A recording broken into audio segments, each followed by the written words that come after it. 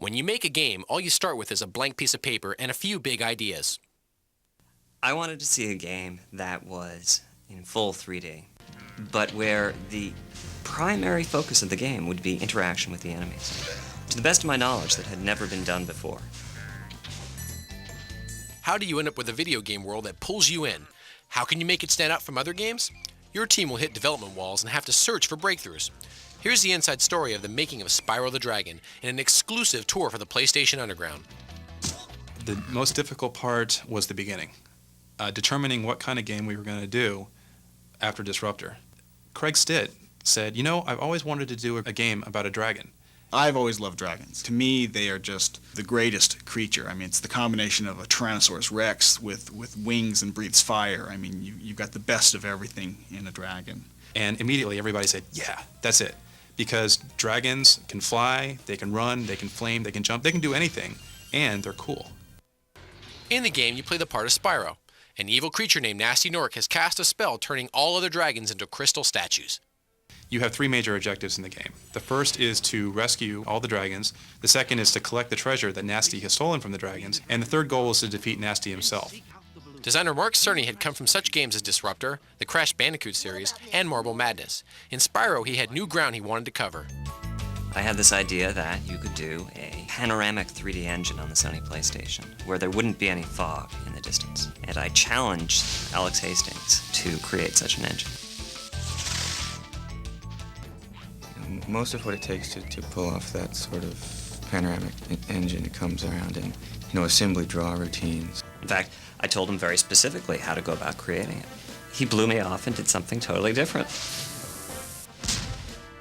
But it turned out much better than what I had in mind. Engine to draw the environments has broken down into 7 different little renderers that work on different levels of detail of the environment to try to keep this, the fact that you're seeing a quarter of a mile away and what would be tens of thousands of polygons into something that's more manageable. Because not only did you have these big, long views where anything in the universe could be seen from afar, but also he created an engine where you could have detail on the objects that were close.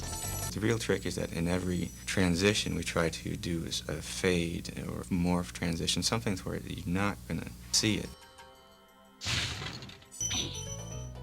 I think there's never been a console video game where you got both of those.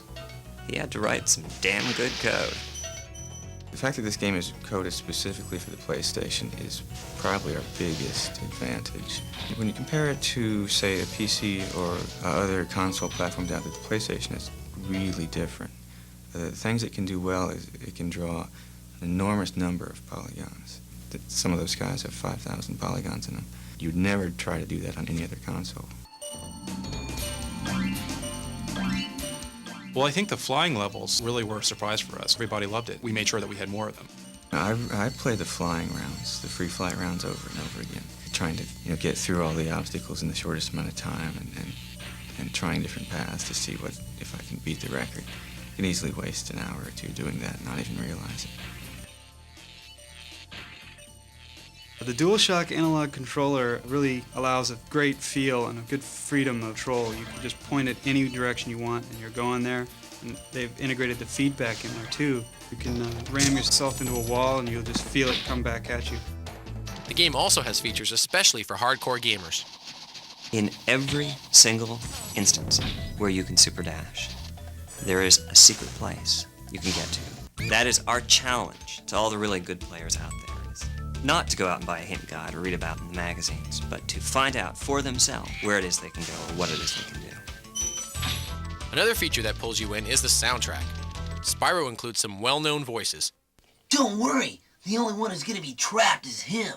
When we were putting together the voice of Spyro, we talked to Carlos Alazraqui first, and last, as it turned out. I think we went through about maybe 5 or 6 versions, where he was like really young and had Lionel up in the nose, and then he was like really cooler and older, and they actually recorded something like that, but then they found out he was too mean.